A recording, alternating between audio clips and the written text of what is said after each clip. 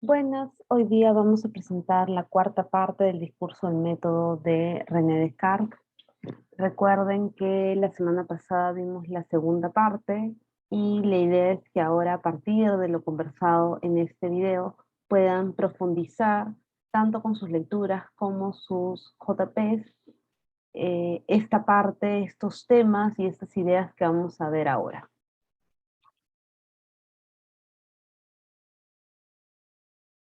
El objetivo de esta cuarta parte lo menciona Descartes en la página 65.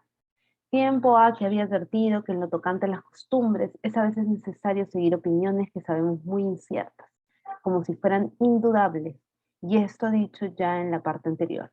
Pero deseando yo en esta ocasión ocuparme tan solo de indagar la verdad, pensé que debía hacer lo contrario y rechazar como absolutamente falso todo aquello en que pudiera imaginar la menor duda, con el fin de ver si después de hecho esto no quedaría en mi creencia algo que fuera enteramente indudable. Como vimos la semana pasada y como se pudo ver en la segunda parte, Descartes está buscando un principio para las ciencias, para la filosofía, y que este principio tiene como carácter la búsqueda de la verdad, ¿no? Vemos aquí que Descartes iguala verdad con certeza, ¿no? Vamos a ver nuevamente cómo esto se grafica en las 4 reglas del método, en esta búsqueda de una verdad indubitable, de certezas, por decirlo, matemáticas, científicas, eh, y hasta cierto punto entonces certezas en las que no cabe ninguna duda. Como les decía, si recordamos las 4 reglas, la de la evidencia, que es no admitir como verdadera cosa alguna como no supiese con evidencia que lo es, este es un resumen. Análisis, dividir cada una de las dificultades que examinaré en cuantas partes fuera posible. Síntesis, conducir los pensamientos de los más simples a los más complejos. Y por último, enumeración, que es revisar todo el trabajo de manera exhaustiva. Entonces vean que precisamente estas 4 reglas pretenden eliminar cualquier posibilidad de error y además reafirmar la idea de que solo se pueden aceptar como evidencias las ideas claras y distintas. ¿Cómo funciona el método y cómo lo pone a prueba Descartes? Primero, como había mencionado, rechaza como falsas todas las razones que anteriormente había tenido por demostrativas, ¿no? Y aquí aparece algo que va a trabajar en otro texto, que se llama Meditaciones Metafísicas, un poco más detallado, porque ahí precisamente hace una especie de recuento, una narración sobre cómo está poniendo en acción su método, ¿no? Y él va a hacer una revisión de las ideas que tiene y va a caer en cuenta de que las ideas que tienen provienen de la información obtenida a partir de los sentidos, ¿no? Entonces, las ideas que se tienen cuando uno está despierto, como cuando aparecen durante el sueño, son ideas que en muchos casos son muy parecidas. Y lo que quiere evidenciar Descartes aquí es que no hay un criterio de verdad para poder diferenciarlas. Piensen ustedes cuando han tenido un sueño que ha sido muy vívido, muy lúcido, y solo se dan cuenta que han estado soñando cuando despiertan. Esto le hace pensar a Descartes que estas ideas, tanto las del sueño, que podrían ser fantasías, ilusión, como las de la vigilia, no pueden diferenciarse con tanta claridad. Y recuerden que la claridad y la distinción son premisas que vamos a tener en cuenta para poder acercarnos poco a poco a la verdad. Tanto las ideas que provienen de los sentidos como las que se tienen en los sueños deben ser consideradas dudosas. Y dice así: luego de este pequeño recuento, que es tal vez un poco más largo en otras de sus obras, pero aquí ya Descartes está haciendo un pequeño resumen de cómo funciona el método, nos menciona que advierte luego que queriendo yo pensar de esa suerte que todo es falso, era necesario que yo, que la pensaba, fuese alguna cosa, y observando que esta verdad, yo pienso, luego soy, era tan firme y segura que las más extravagantes suposiciones de, de los más escépticos no son capaces de conmoverla, juzgué que podría recibirla sin escrúpulo como el primer principio de la filosofía que andaba buscando. Eso está en la página 66. Entonces vean que Descartes ya además nos presentó esta duda metódica, esta duda que duda precisamente de todo, ¿no? Nos dijo que iba a dudar de los sentidos, de las imágenes que se aparecen en los sueños. En otros textos además va a decir que va a dudar incluso de las verdades matemáticas. Pero aquí nos está diciendo que luego de que ha dudado de todo, y piensen ustedes la radicalidad o la fiereza de esta duda, porque si dudas de todo, es decir, si dudas de la información de tus sentidos, si dudas de lo que estás viendo, también puedes dudar de tu propio cuerpo, ¿cierto? Porque, ¿qué es lo que nos indica que tenemos un cuerpo? Precisamente nuestros sentidos, el tacto, nos podemos tocar, nos podemos ver, nos podemos sentir, nos podemos oler, ¿cierto? Entonces, esta radicalidad de la duda, que es una duda metódica, que ha ido dudando de los sentidos, ha ido dudando de las ilusiones, ha ido dudando de las verdades matemáticas, ha ido dudando de la propia existencia, es la misma duda, es decir, es el mismo movimiento de la duda la que le permite asegurar una cosa a Descartes, que cuando se está dudando, se está afirmando también consigo la existencia. Entonces, esto es un acto performativo, es en el momento en el que dudo que recuerdo o que me doy cuenta de que para dudar es necesario existir. La duda no existe en el aire, la duda proviene de un ser, de una sustancia, ¿cierto? Entonces, vean que esta es la forma en que Descartes, probablemente esto es más complejo y lo vamos a ver en sesiones prácticas, este se convierte el yo pienso, luego existo en un principio de la filosofía que él anda buscando.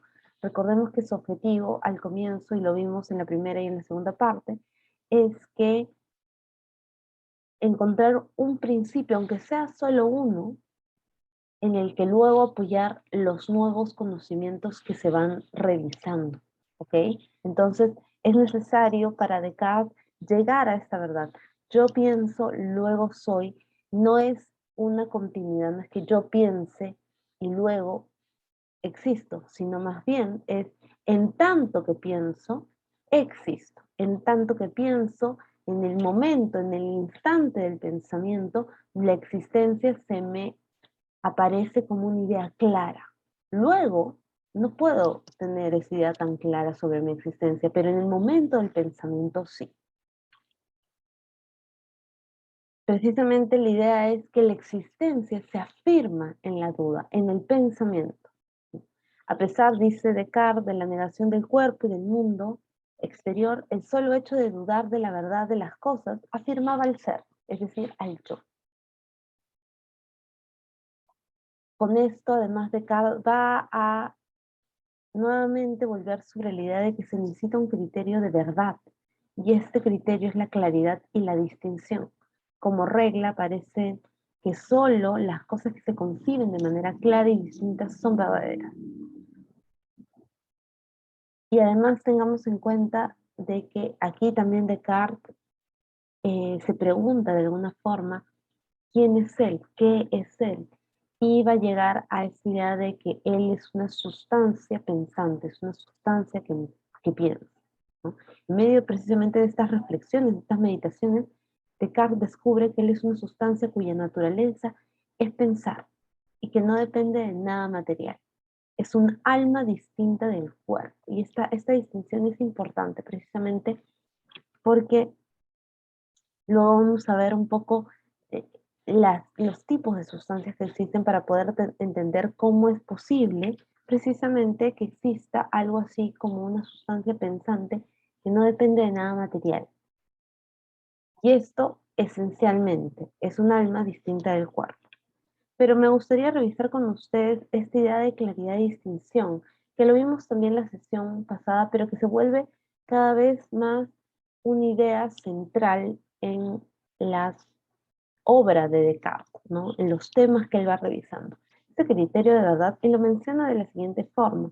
Lo que se requiere es una proposición para que sea verdadera y cierta, pues ya que acababa de hallar una que sabía que lo era, el pienso y luego existo, pensé que debía saber también en qué consiste esa certeza.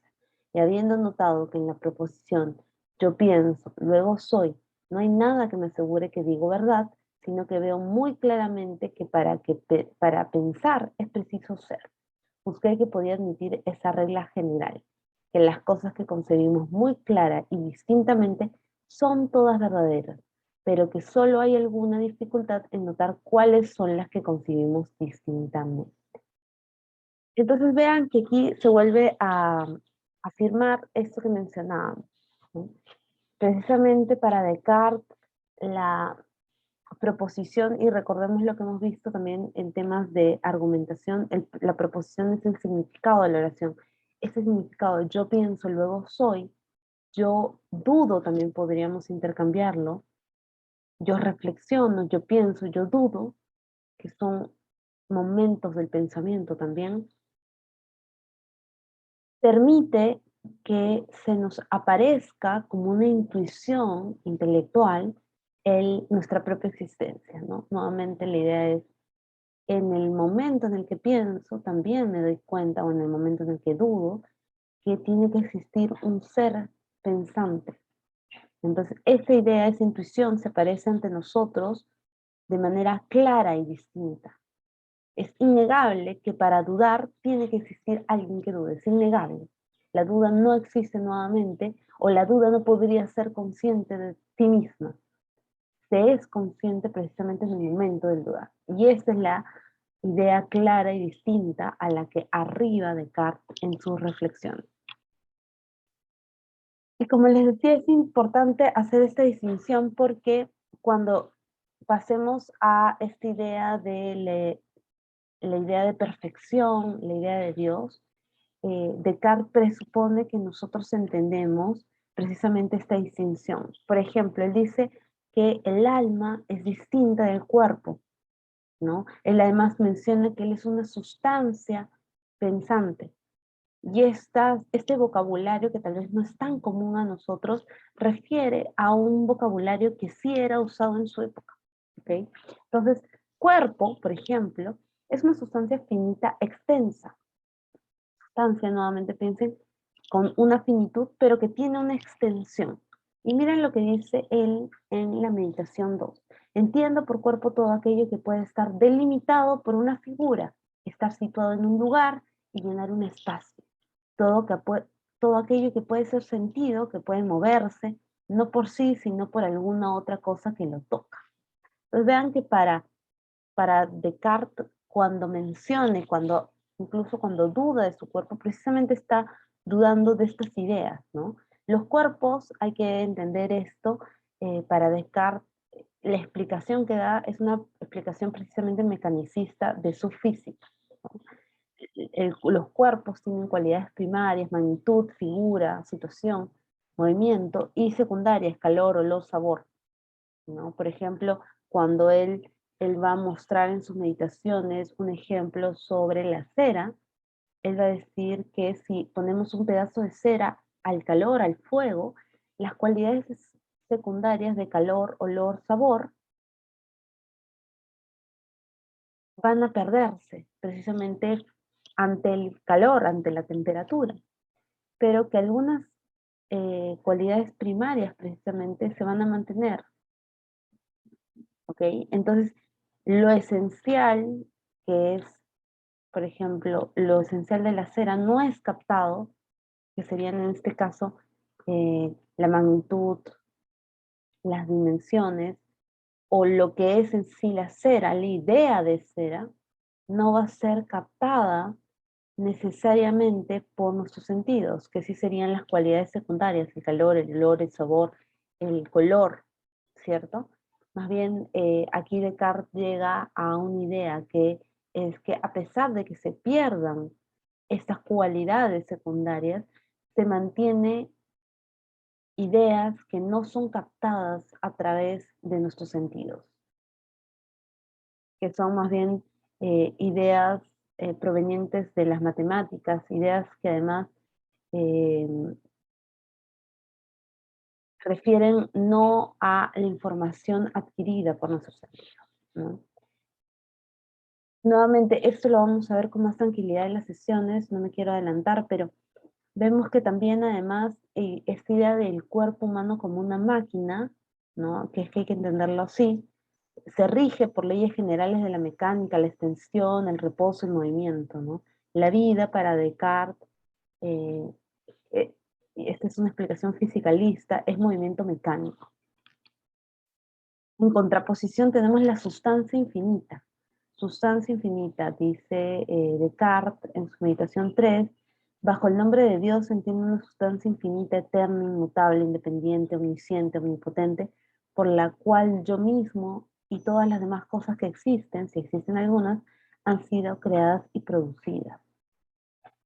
Dios existe, pues si bien hay en mí idea de la sustancia, siendo yo una, no podría haber en mí la idea de una sustancia infinita, nuevamente porque él tiene un cuerpo y él se reconoce como una sustancia finita, ¿no? Siendo yo un ser finito, tiene que existir una sustancia infinita que haya puesto en mí la idea de una sustancia verdaderamente infinita, ¿ok?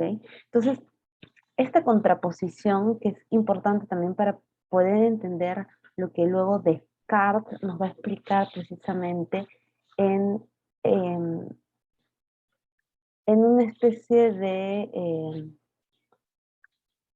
explicación ontológica, ¿cierto?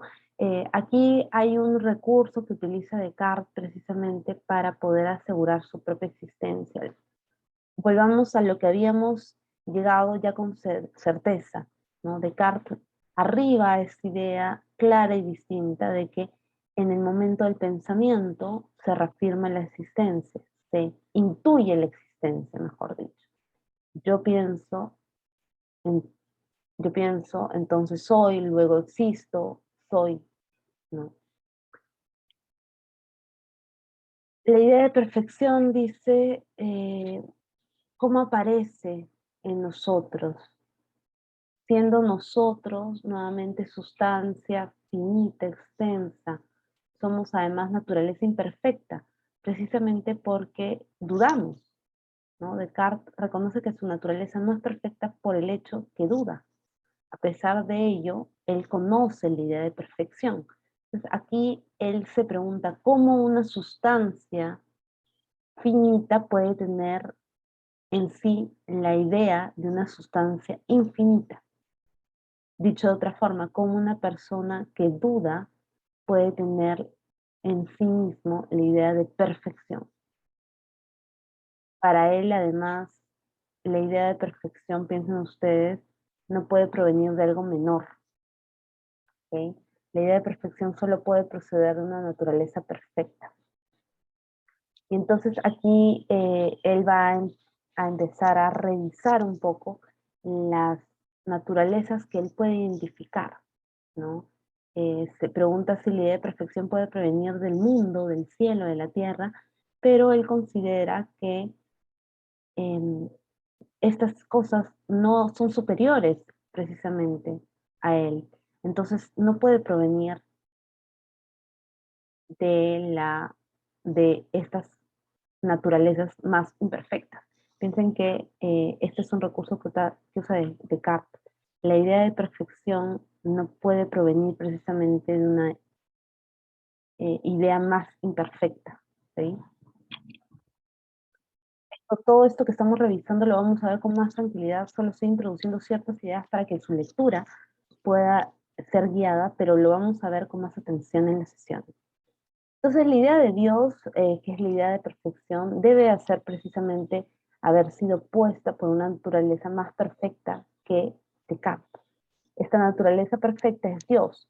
Dios, naturaleza perfecta, es la causa de de los otros seres que son imperfectos.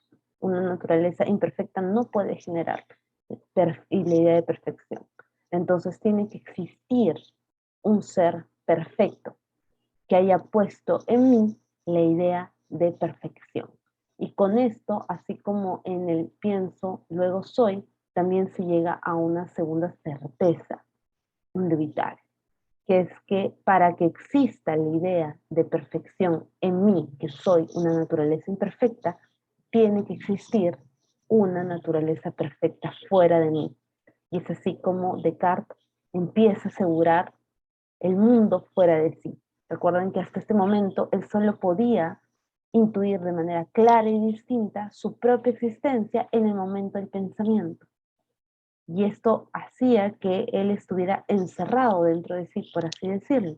Necesitaba algo que asegure la existencia fuera de él. ¿Qué es ese algo? Dios. La idea de Dios, que es perfecta y que solo puede haber sido puesta por otro ser más perfecto, es el momento en el que se prueba la existencia, ¿no? Y acá Descartes dice algo importante e interesante. La demostración de Dios es una demostración de geometría. Es lo que nos menciona Descartes en las páginas 68 y 69. Si suponemos un triángulo, es necesario que los tres ángulos sean iguales a dos rectos. Esa es la definición de triángulo. Pero nada veía que me asegurase que en el mundo hay triángulo alguno, ¿cierto? Entonces, aquí nuevamente Descartes está mencionando algo que a simple vista es algo que presuponemos. La idea de triángulo no existe en el mundo, la presuponemos. ¿Okay? Presuponemos que una figura que tenga tres ángulos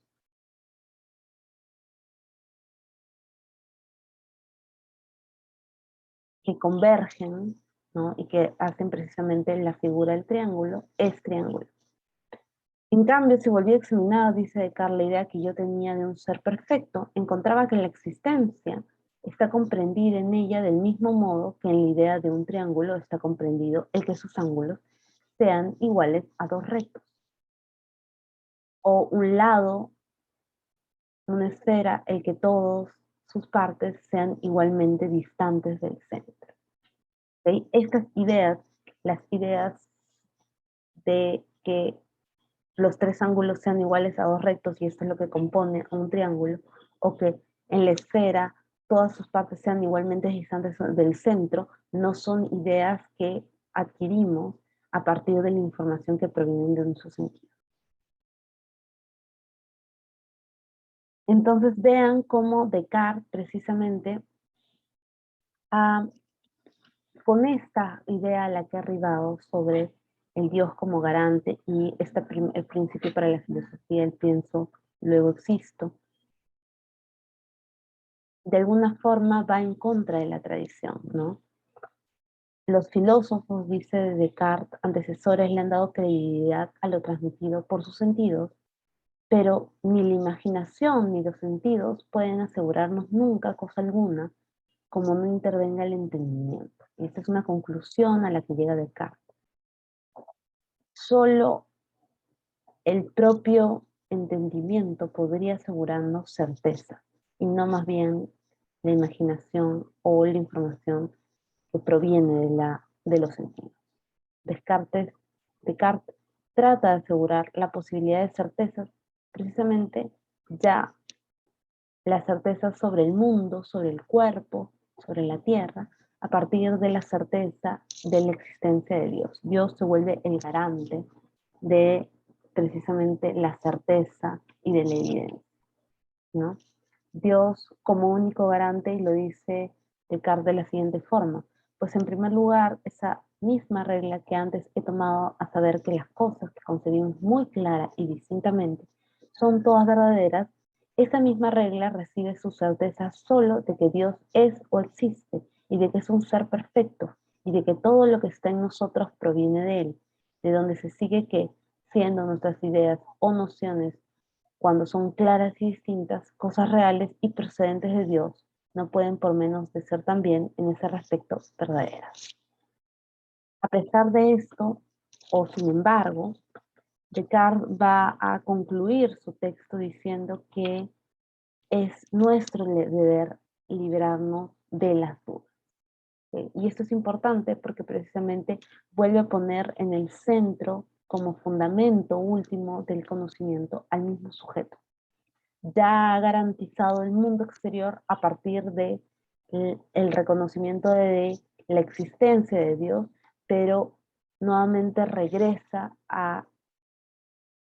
hacia un movimiento hacia sí mismo, se repliega nuevamente para indicar que al final Dios no va a liberarnos de las dudas, somos nosotros en las mismas reflexiones. Y lo menciona de la siguiente forma, pues en último término, despiertos o dormidos, no debemos dejarnos persuadir nunca, sino por la evidencia de la razón. Y nótese bien que digo de la razón, no de la imaginación ni de los sentidos. Como asimismo, porque veamos el sol muy claramente, no debemos por ello juzgar que sea del tamaño que le vemos.